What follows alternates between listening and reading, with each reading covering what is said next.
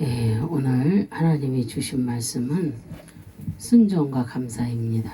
예. 바울은 항상 기뻐하라, 쉬지 말고 기도하라, 범사에 감사하라고 그렇게 말을 합니다. 이 세 가지는 거룩한 생활의 음색이라고 우리가 말할 수가 있습니다. 예. 이 세 가지 일이 될 수 있다면 모든 것을 다 갖춘 것이다 라고 말할 수가 있습니다. 예, 그런 사람은 그리스도인이라 정말로 할 수가 있습니다. 이렇게 함으로 날마다 그 하나님의 뜻을 이루는 그런 삶에 충실하고 또한 성령을 소멸치 않고 좋은 것을 취하는 그런 여러분의 삶이 될 것입니다. 이 세 가지를 지키고 사시면 그리고 올 추석에도 믿음으로 우상에게 절하지 않고 승리하시는 여러분이 되시길 바랍니다. 올해는 태풍으로 또 비로 코로나로 이렇게 해서 너무나도 힘든 나날들이 많았습니다. 지금 이렇게 이런 모든 것들 때문에 경제적인 모든 어려움을 겪고 계시는 분들이 너무나 많습니다. 태풍으로 인해서 겪는 아픔, 또한 코로나로 인해서 겪는 아픔, 이런 고통들이 많이 있습니다.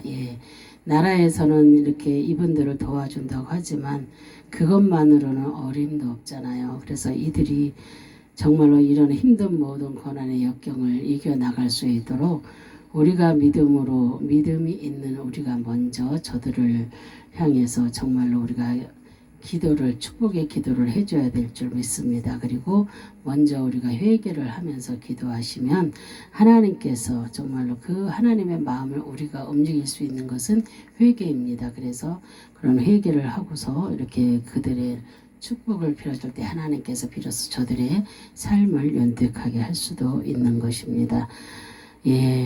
우리는 사랑과 감사라는 두 단어 중에서 다른 사람을 가장 기쁘게 하는 말이 우리가 뭐라고 생각하십니까? 학자들은 감사라고 말합니다. 사랑이라는 단어는 부담과 고통을 줄 수 있기 때문이라고 합니다. 자기가 혐오하는 사람으로부터 사랑합니다 라는 말을 들었다, 그렇게 생각을 해보세요. 또한 감사는 인격의 성숙도를 알아보는 척도도 됩니다.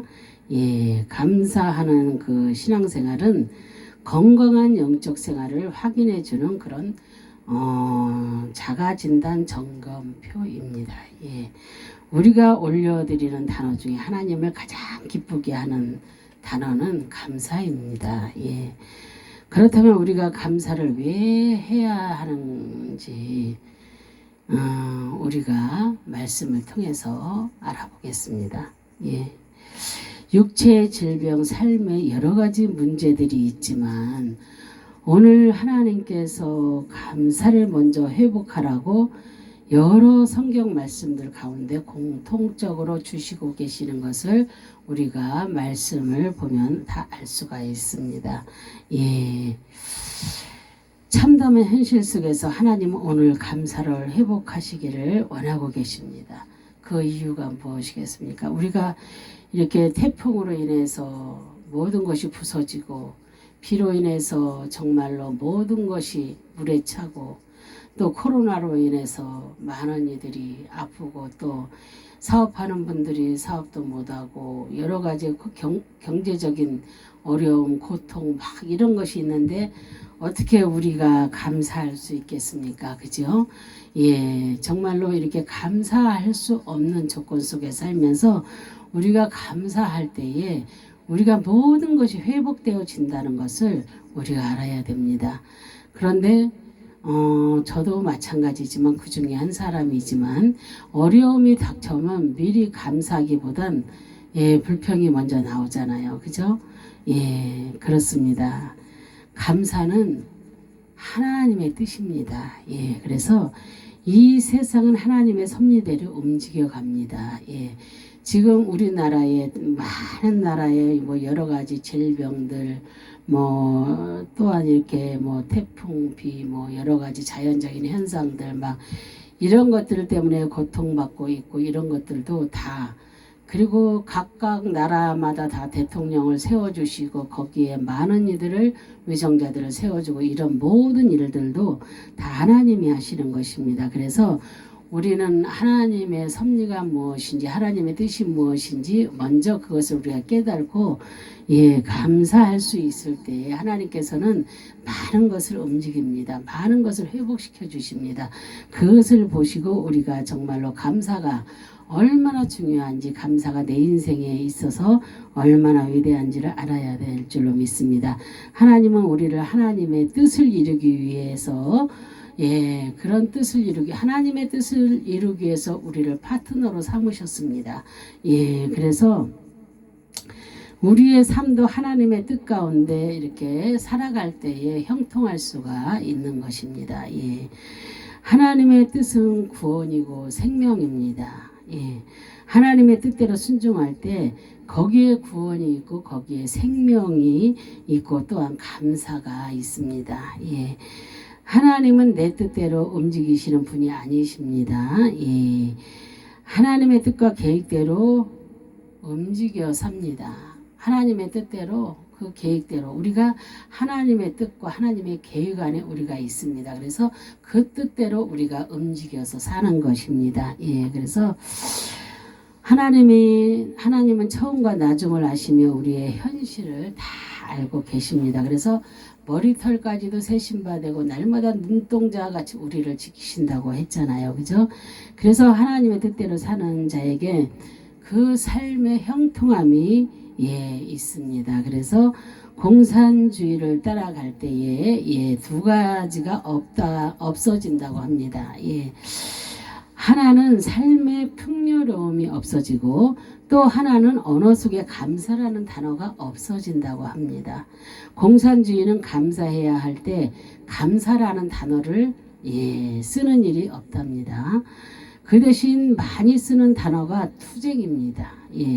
뭐든지 쟁취해야 할 대상으로 보기 때문입니다.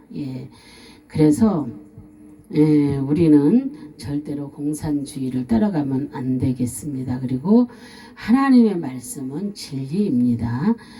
진리는 거짓이 없습니다. 진리는 생명입니다. 그래서 우리가 어떠한 환경 속에서도 감사할 때 우리는 하나님의 인도함의 흐름을 타고 계속해서 갈 수가 있는 것입니다. 하나님 앞에 감사할 수 있는 것은 이해가 되고 안 되고 타협할 수 있고 억고의 문제가 문제나 그런 환경에 상관이 없습니다. 정말로 주님을 주인으로 섬기는 그리스도인에게는 감사는 하나님의 명령입니다. 그 명령에 순종할 때 하나님께 영광 돌리는 것입니다. 그럴 때에 우리의 삶이 모든 삶들이 형통해지는 것입니다. 그래서 다시 한번 말씀드릴게요. 감사할 수 있는 것은 이해가 되고 안 되고 타협할 수 있고 억구의 문제나 환경에 상관이 없다는 것입니다. 주님을 주인으로 섬기는 그리스도인에게는 하나님의 명령이라고 말합니다. 그래서 그 명령에 순종할 때 순종이 얼마나 중요합니까? 그죠? 순종할 때 하나님께 영광을 돌리는 삶을 산다는 것입니다. 감사는 현재를 가장 알차게 보내는 삶의 태도입니다. 커닝 워커라는 그 학자가 성공하는 사람들을 조사했더니 그들의 인생을 행복으로 인도하였던 그 요인으로 기술, 지식, 지능, 삶의 태도가 있었습니다. 그런데 지혜, 지식, 기술은 행복의 7%의 영향력밖에 주지 않았다고 합니다. 어떠한 삶의 자세를 가지고 살아가느냐가 행복의 93%를 차지했다고 말했습니다. 지금 여러분들은 그 여러 상황에 이렇게 처해 있을 것입니다. 지금 많은 분들이 정말로 많은 그런 상황에 처해 있습니다. 어떤 삶의 자세로 극복하는 것이 가장 좋겠습니까? 내 속에서 일어나는 감정대로 했을 때는 정말 더 큰 어려움이 다가왔던 것을 경험을 했습니다. 정말 그런 경험들을 많이 했을 것입니다. 이 문제를 푸는데 가장 유익한 것은 바로 감사라는 그런 삶의 태도입니다. 그래서 좋을 때도 잘못된 그 태도를 취하면 어려움으로 변할 수 있습니다.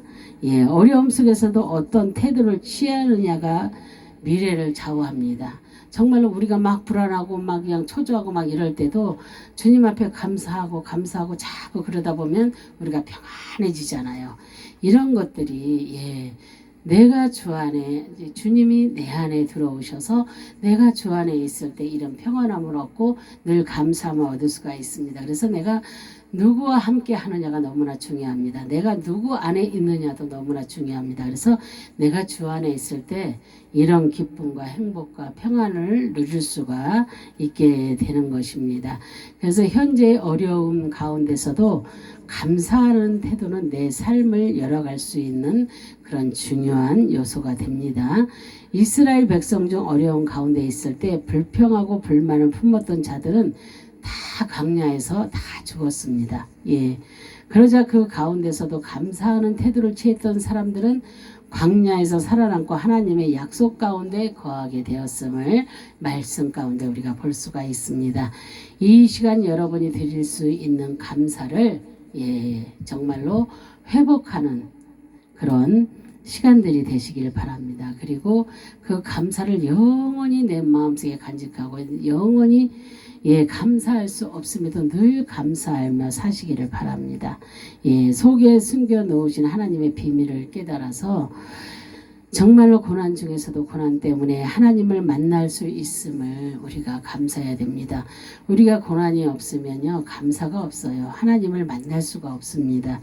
그래서 고난 가운데 정말로 하나님을 만나고 또한 감사가 우리가 감사할 수가 있게 되는 것입니다.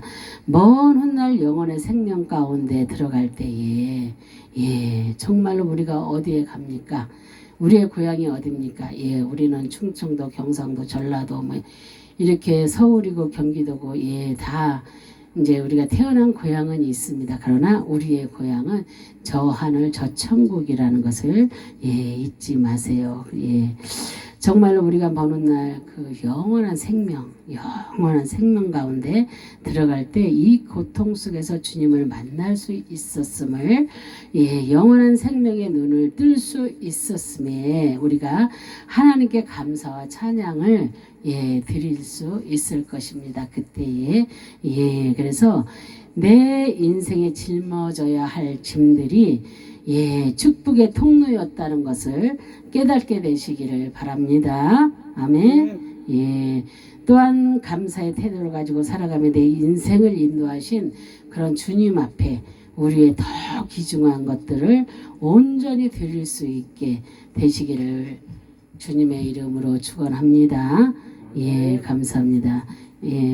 잠시 기도하겠습니다. 할렐루야. 참으로 좋으신 하나님 감사와 영광과 존귀를 올려드립니다. 정말 오늘 이렇게 아버지의 순종 감사 아버지 하나님 정말 우리가 순종할 수 있고 감사할 수 있으면 얼마나 아버지 좋겠습니까? 정말로 하나님께 그런 마음을 가질 수 있도록 우리의 마음과 생각을 주님이 주장하여 주시옵소서.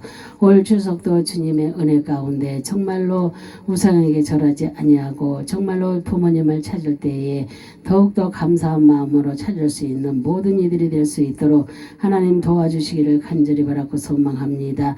또한 하나님께서 정말로 저들의 삶이 아버지 힘들고 어려운 가운데 있을지라도 저들이 아버지 하나님여 정말로 불평불만 대신에 감사를 회복할 수 있는 아버지 하나님 기회가 되어서 정말 하나님께 온전히 영광을 올려드리며 주님을 만나는 귀하고 복된 삶이 될 수 있도록 하나님 도와주시고 인도하여 주시기를 간절히 바라고 소망하며 예수 그리스도의 이름 받들어 감사하며 기도합니다. 아멘. 감사합니다.